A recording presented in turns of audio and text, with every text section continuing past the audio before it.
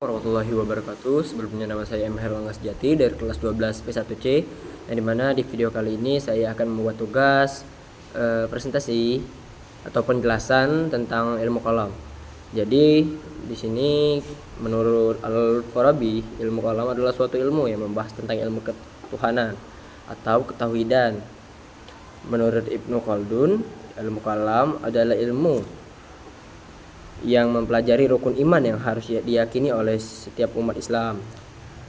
Dan menurut Muhammad Abduh, ilmu kalam adalah ilmu yang membahas mengenai wujud Allah Subhanahu wa taala. Dan menurut Mustafa Abdul Razik, ilmu kalam adalah ilmu yang membahas akidah seseorang yang berasal dari argumen-argumen rasional yang berkaitan erat dengan keyakinan. Dan ilmu kalam populer pada masa Khalifah Al-Ma'mun dari Daulah Abbasiyah. Khalifah Al-Ma'mun melakukan pengembangan ilmu pengetahuan dengan memerintahkan untuk melakukan penerjemahan terhadap buku-buku filsafat Yunani. Ilmuwan pada saat itu menggunakan metode ilmu kalam dalam mempelajari kitab filsafat hingga akhirnya menjadi cabang ilmu pengetahuan yang disebut ilmu kalam.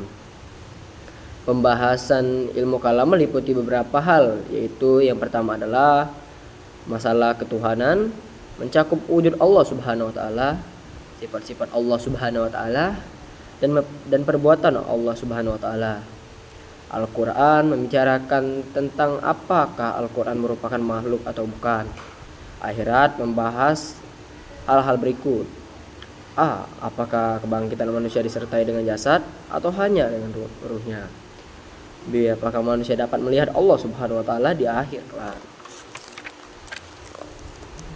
Tujuan mempelajari ilmu kalam adalah sebagai berikut: menanamkan akhlak mulia kepada manusia sebagai perwujudan dari ajaran nilai-nilai akidah Islam, meningkatkan kemampuan dalam memahami dan berpikir tentang ilmu kalam sehingga menjadi muslim yang bijaksana dan bertanggung jawab, menumbuhkan akidah sehingga bisa menjadi manusia yang terus meningkatkan diri dalam ketakwaan dan keimanan kepada Allah Subhanahu wa taala, memberikan penguatan landasan keimanan menolak akidah yang sesat.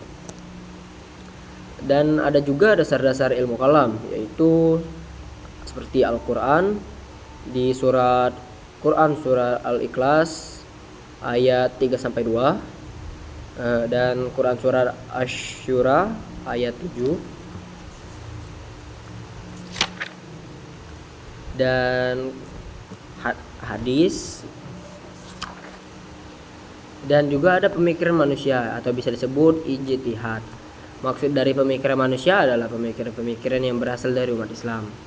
Dan juga terakhir juga ada insting. Menurut Kamus Besar Bahasa Indonesia, insting memiliki arti pola tingkah yang bersifat turun-temurun yang dibawa sejak lahir atau bisa disebut naluri.